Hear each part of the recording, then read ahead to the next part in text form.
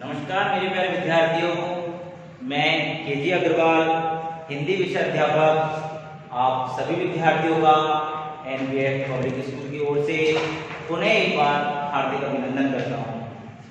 जैसा कि कल की वीडियो में हमने रिवीजन कार्य के दौरान हमारे गद्य खंड के प्रथम अध्याय नेताजी का चश्मा पाठ का सारांश पढ़ा था। नेताजी का चश्मा पाठ का सारांश पढ़ा था। नेताजी का चश्मा, इस पाठ का सारांश हमने कल के वीडियो के अंतर्गत पढ़ा था।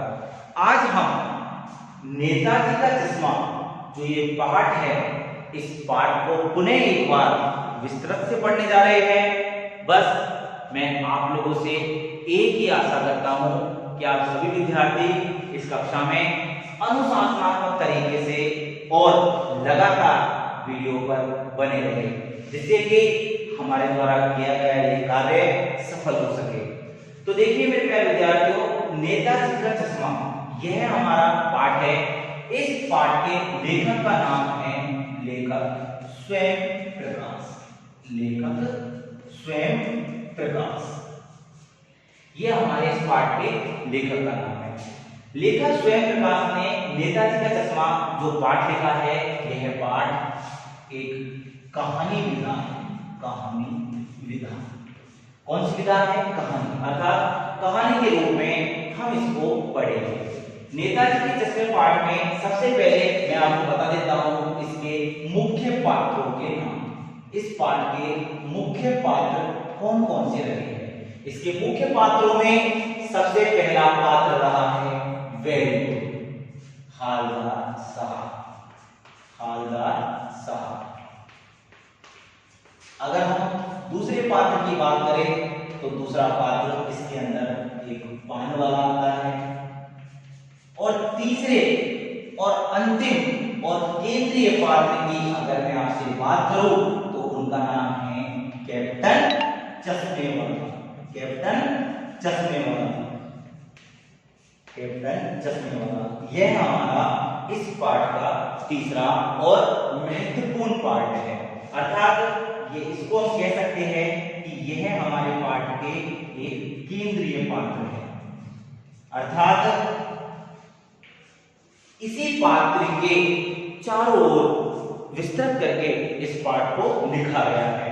अभी मैंने आपको बताया था नेताजी का चश्मा एक कहानी विधा है जिसके लेखक स्वयं प्रकाश है। स्वयं प्रकाश जी ने इसमें मुख्य पात्रों के अंतर्गत हालदार साहब, पान वाला और कैप्टन चश्मे वाला, इन तीन पात्रों को शामिल किया है, जिनमें से केंद्रीय पात्र के रूप में हम कैप्टन चश्मे वाले को पढ़ने जा रहे हैं। आइए मेरे प्यारे विद्यार्थियों, इस पाठ की विस्तृत चर्चा करते हैं, इसको समझते हैं, इसके प्रश्नों पर भी चर्चा करते हैं। सबसे पहले हालदार साहब। देखिए हालदार साहब इस पाठ के अंतर्गत एक ऐसे पात्र रहे हैं जिन्होंने इस पाठ को भूमिका दी है। किस तरीके से कि कैप्टन चश्मे वाला जो है वह हालदार साहब के कारण से ही पूरी तरीके से एक देशभक्त के रूप में हमारे सामने उजागर होते हैं। तो हालदार साहब अपने गांव से अर्थात अपने कस्बे से एक दूसरे गांव में अर्थात दूसरे कस्बे में जब जाते थे तो इनके बीच में एक छोटा सा कस्बा पड़ता था। एक छोटा सा कस्बा पड़ता था। यहां से यहां जो हालदार साहब जाते थे वो जाते थे अपने काम के सिलसिले में, अर्थात वो जो काम करते थे, जिस व्यवसाय से जुड़े थे, उस व्यवसाय से संबंध में वह हर 15 दिन में अपने शहर से दूसरे शहर में अर्थात इस क्षेत्र से इस क्षेत्र को जाते थे। तो बीच में एक कस्बा पड़ता था। बीच में क्या पड़ता था? कस्बा पड़ता था। यह कस्बा एक छोटा सा कस्बा था। यह जो कस्बा था एक छोटा सा कस्बा था। इस कस्बे में बहुत कुछ नहीं था, इसमें बहुत ही सीमित था। सब कुछ जो था इसमें बहुत ही सीमित था। जैसे इसके अंदर एक लड़कों का स्कूल, एक लड़कों का सरकारी स्कूल, एक लड़कों का सरकारी स्कूल, इसके बाद अगर मैं दूसरी बात करूं तो एक था लड़कियों का सरकारी स्कूल, ये क्या था, लड़कियों का सरकारी स्कूल। एक यहाँ पर था सिनेमाघर, एक यहाँ पर क्या था, सिनेमाघर, सिनेमाघर। और अब अंतिम जो यहाँ पर दिखाई देता था वह था एक ठोक नगर पालिका, ठोक नगर पालिका। इस कस्बे में सबसे पहले क्या बताया मैंने, एक लड़कों का सरकारी स्कूल था, एक लड़कियों का सरकारी स्कूल था, एक सिनेमाघर था और एक ठोक नगर पालिका थी। कई विद्यार्थी सोच रहे हैं कि सर ये तो समझ में आ गए, लेकिन ये ठोक शब्द समझ में नहीं आया, आपने ठोक को क्यों लिखा है? बेटाओ ये जो ठोक शब्द है, इस ठोक का अर्थ होता है स्थायी। इस ठोक का अर्थ क्या होता है? स्थायी, अर्थात एक स्थायी नगर पालिका थी। इस तरीके से मैंने आपको बताया है कि हाजरा साहब काम के सिलसिले में अपने क्षेत्र से एक दूसरे शहर की ओर जाते थे, बीच में छोटा सा कस्बा पड़ता था, कस्बे में ये चीजें थी। कस्बा ज्यादा बड़ा नहीं था, उसमें पक्के मकान भी बहुत कम थे, उसके अंदर कोई बड़ा बाजार भी नहीं था, केवल और केवल ये थे। अब यहाँ पर आपको ध्यान देना है कि यहाँ पर इस कस्बे में नगर पालिका थी। अब नगर पालिका थी तो नगर पालिका कुछ ना कुछ करवाती भी रहती थी। अब आप जानते हो हमारे यहाँ पर कोई संस्था है तो संस्था कुछ ना कुछ कार्य करवाती रहती है। इसी प्रकार से ये नगर पालिका भी उस कस्बे में कुछ ना कुछ करवाती रहती थी। अब वो क्या क्या करवाती रहती थी, मेरा प्रश्न यहीं पर आपके सामने आ गया कि बताइए नगर पालिका जो कस्बे में थी वह क्या क्या कार्य करवाती थी। तो नगर पालिका द्वारा करवाए जाने वाले कार्यों में सबसे पहले कार्य होता था कि वह पेशाब घरों का निर्माण करवाती थी, पेशाब घरों का निर्माण करवाती थी। कभी वो कबूतरों की छतरी बनवाती थी, कभी कबूतरों के लिए छतरी, कबूतर बैठेंगे उस पर दाना खाएंगे, कभी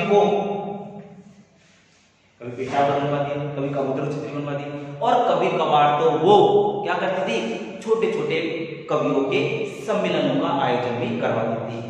इसी नगर पालिका के एक प्रशासनिक अधिकारी ने बड़े उत्साह से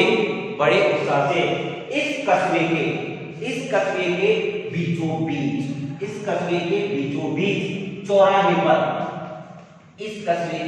बीच चौराहे पर एक नेताजी की मूर्ति बनाने की जिम्मेदारी थी। अब उस नेताजी की मूर्ति को बनाने की जिम्मेदारी किसकी थी?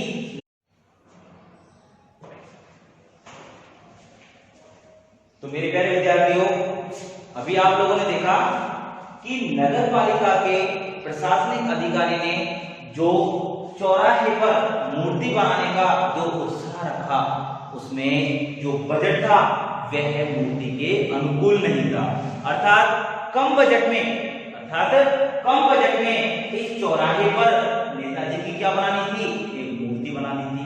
अब इस चौराहे पर नेताजी की मूर्ति तो बना दी जाएगी, लेकिन उसका बजट कम रखा गया। तो सारी नगर पालिका के जितने भी कर्मचारी थे सब एक दूसरे से बातचीत करने लगे, सब असमंजस की स्थिति में आ गए कि आखिरकार इस मूर्ति को कैसे बनाया जाए इतने कम बजट में। फिर उन्होंने अंत में एक ऐसा निर्णय लिया जिससे कि कम बजट में उस मूर्ति का बन पाना तय हुआ। अर्थात उन्होंने क्या निर्णय लिया कि कस्बे का एक ड्राइंग मास्टर अर्थात सरकारी स्कूल का एक ड्राइंग टीचर इस मूर्ति को बनाएगा।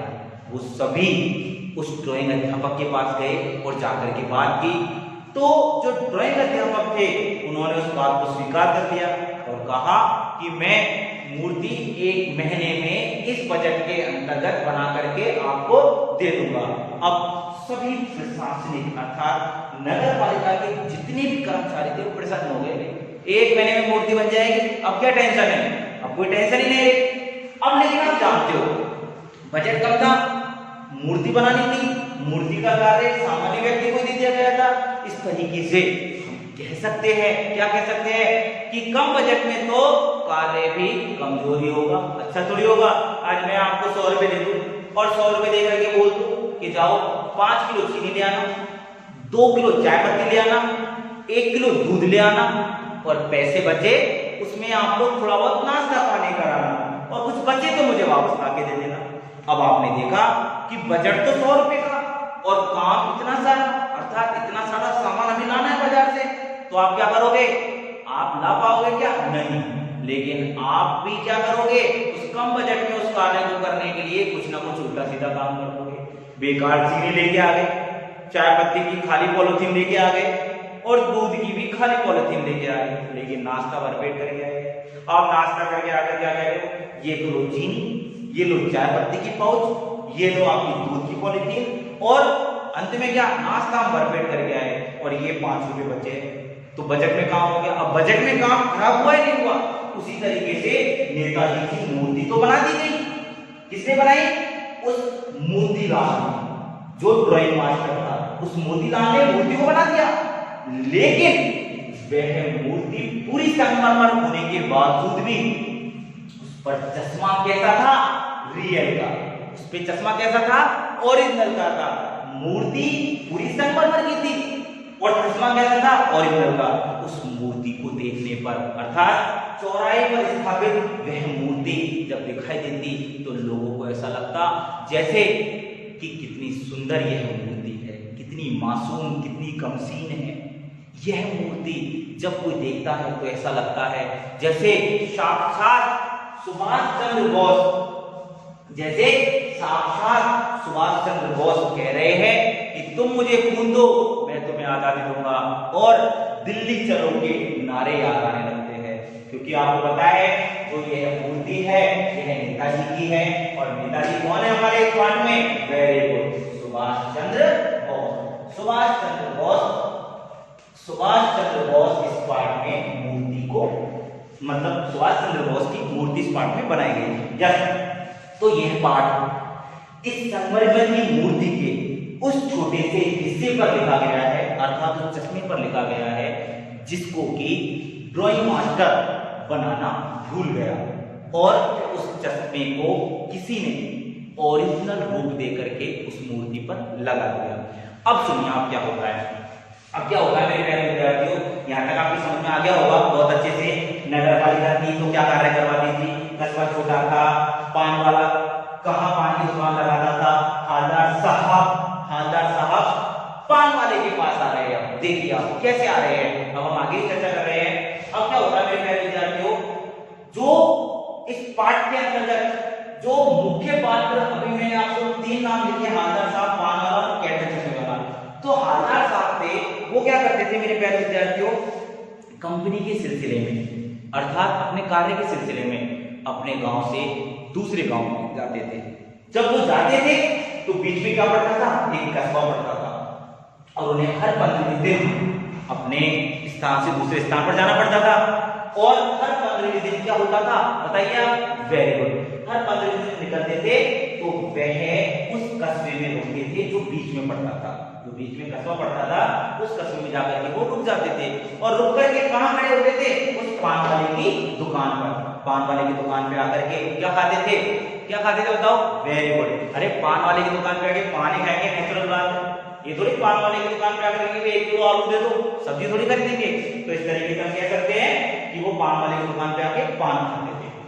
जब वो पान खाते थे तो पान खाते खाते एक दिन उनकी दृष्टि अचानक से उस मूर्ति पर पड़ गई।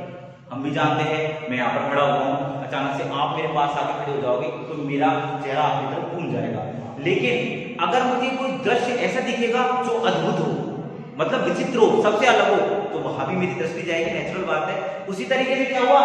नेताजी की जो मूर्ति बनी हुई थी उस मूर्ति पर अचानक से हालदार साहब की नजर चली जाती है और जैसे ही हालदार साहब उसे देखते हैं तो वो आश्चर्यचकित हो जाते हैं। भाई ये क्या? ये है क्या? ये कौन सा अजूबा है? किसने बनाया है? पूरी मूर्ति संगमरमर की और इस मूर्ति पर जो चश्मा है ये रियल का। वाह वाह, ये भी क्या कलाकारी है।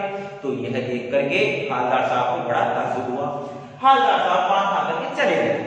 अब हालदार साहब दोबारा जब पान खाने आए, दोबारा उस मूर्ति पर उनकी नजर पड़ी तो उसका फ्रेम दोबारा बदल गया। मतलब पहले मोटा फ्रेम था, अब पतला तारों वाला फ्रेम आ गया। हालदार साहब फिर आश्चर्यचकित हुए, लेकिन फिर भी कोई बात नहीं, हालदार साहब पुनः वापस चले गए। फिर तीसरी बार आए, तीसरी बार देखा तो फिर से फ्रेम चेंज। अब हालदार साहब से नहीं रहा गया, अब हालदार साहब का दिमाग था। हालदार साहब को गुस्सा आया और गुस्से में आकर के हालदार साहब पान वाले से पूछ बैठे, भैया पान वाले, ये बता ये कौन करता है ये करिश्माई काम कि मूर्ति तो पूरी संगमरमर की और चश्मे को बदल करके कोई दूसरे दूसरे तीसरे तीसरे फ्रेम में लगा जाता है। अर्थात मूर्ति कपड़े नहीं बदल सकती लेकिन चश्मे बदल सकती है। क्या बात है।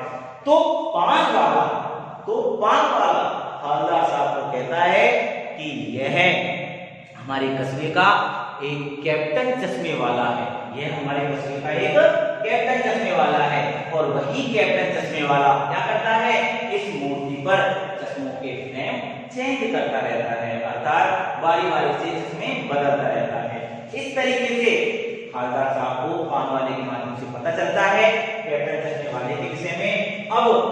अब हम इससे आगे अर्थात हालदार साहब और पान वाले के बीच में आगे क्या संवाद होता है, वो चश्मे वाले के बारे में और क्या क्या पूछते हैं, चश्मे वाले के बारे में जान करके वो करुणास्पद क्यों हो जाते हैं, अंत में चश्मा मूर्ति पर क्यों नहीं दिखाई देता है, और पाठ के अंत में सरकंडे का चश्मा कौन लगाता है और क्यों लगाता है, इन प्रकार की बातों पर हम कल की वीडियो में चर्चा करेंगे। आज की वीडियो में इतना ही। आज के लिए धन्यवाद। आप सभी विद्यार्थियों को एक बार पुनः मेरी ओर से बहुत बहुत धन्यवाद।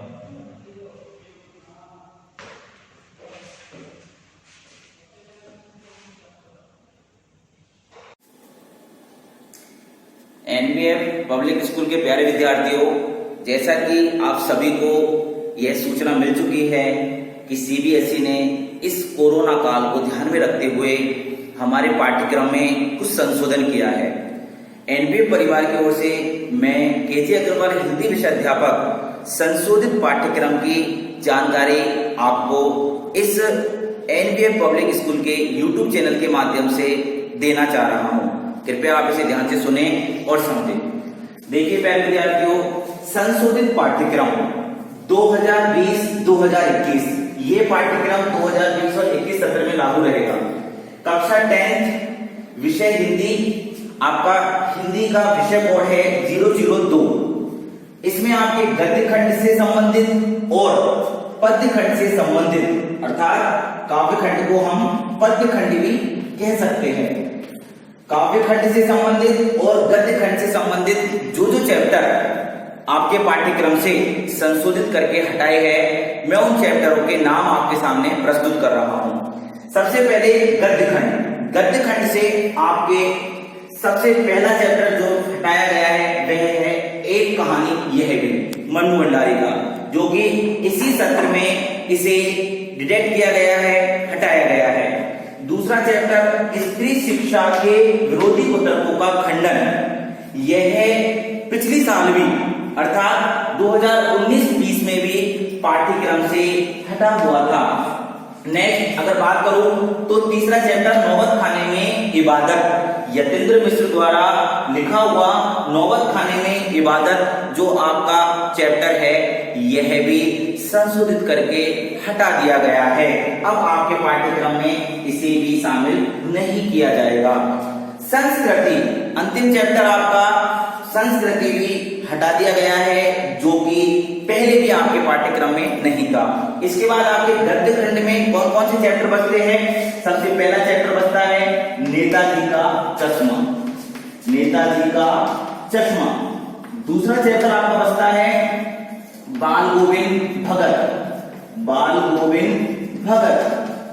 तीसरा चैप्टर आपका बचता है लखनवी अंदाज, लखनवी अंदाज, यह यशपाल का है। चौथा चैप्टर आपका बचता है मानवीय करुणा की दिव्य चमक, मानवीय करुणा की दिव्य चमक, दिव्य चमक। गद्य खंड में आपके केवल और केवल ये 4 चैप्टर बचते हैं, बाकी 1, 2, 3, 3, 4 इन चारों चैप्टरों को आपके पाठ्यक्रम से हटा दिया गया है। इसलिए आपको केवल इन्हीं चैप्टरों की ओर ध्यान देना है इस सत्र में, जो कि नेताजी का चश्मा इस समय रिवीजन कार्यकाल के दौरान हमारा चल रहा है। आगे बात करूं मैं काव्यखंड की। काव्यखंड में से आपका जो तीसरा अध्याय है देव, यह पहले से ही हटाया जा चुका है और अभी भी इसको हटा हुआ ही माना है। बात करते हैं नेक्स्ट चैप्टर की। जयशंकर प्रसाद, जिन्होंने आत्मकथ्य नाम से अपनी एक कविता लिखी है, यह चैप्टर भी आपके पाठ्यक्रम से हटा दिया गया है। नागार्जुन चैप्टर भी आपके पाठ्यक्रम से हटा दिया गया है, जो कि आपके पाठ्यक्रम में पहले शामिल था। चैप्टर कौन सा था आपको पता है, छाया मत छूना। छाया मत छूना। इससे पहले जो आपको चैप्टर पढ़ाया था वह चैप्टर था दंतुरित मुस्कान और फसल। तो दंतुरित मुस्कान और फसल जो नागार्जुन का चैप्टर रहा है, वह दंतुरित मुस्कान और फसल को आपके पाठ्यक्रम से हटा दिया गया है। बात करूं बिरजा कुमार महतो की, जो कि हम लोगों ने अभी पढ़ा नहीं है, छाया मत छूना आपके पाठ्यक्रम में शामिल था, लेकिन इसे पाठ्यक्रम से हटा दिया गया है। नेक्स्ट आपका लास्ट मंगलेश डबराल का जो आपका अंतिम चैप्टर था संगतकार, इसे भी पाठ्यक्रम से संशोधित करके हटा दिया गया है। इस तरीके से गद्य भाग से और पद्य भाग से इन चैप्टर को हटा दिया गया है। पद्य भाग में आप लोगों का पहला चैप्टर सूरदास, दूसरा चैप्टर आपका तुलसीदास, तीसरा चैप्टर आपका सूर्यकांत त्रिपाठी निराला का उत्साह, सूर्यकांत त्रिपाठी निराला का उत्साह और सूर्यकांत त्रिपाठी निराला का उत्साह और कौन सा है, अट नहीं रही है। केवल इन दो चैप्टरों को, दो कविताओं को इसमें शामिल किया गया है। और अंत में बात करूं तो अंतिम एक चैप्टर और आपका ऋतुराज का